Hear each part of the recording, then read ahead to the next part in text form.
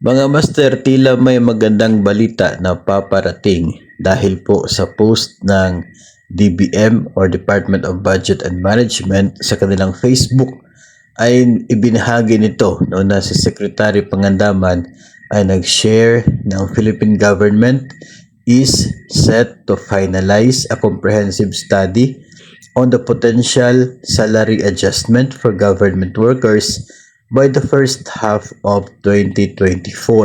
So ang gobyerno ay meron palang isinagawa na isa pong pag-aaral tungkol sa potential na salary adjustment. Ito ay kung kailangan ba yung salary adjustment and how much naman yung kinakailangan.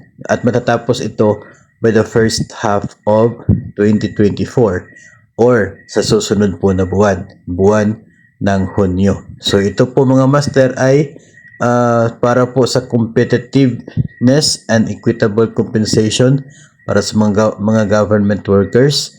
So natural naman 'di ba sa palaging pagkakaroon ng inflation and sa marami pang factors ay hopefully ay lalabas talaga sa study na yon na kinakailangan ng increase, and hopefully yung halaga naman na makikita doon ay at least nakakatulong naman po para sa mga pangangailangan ng mga government workers. So ito mga master ay aabangan po natin sa mga susunod na linggo, sapagkat ang sabi po ng DBM by June matatapos yung study na yon for this possible salary adjustment.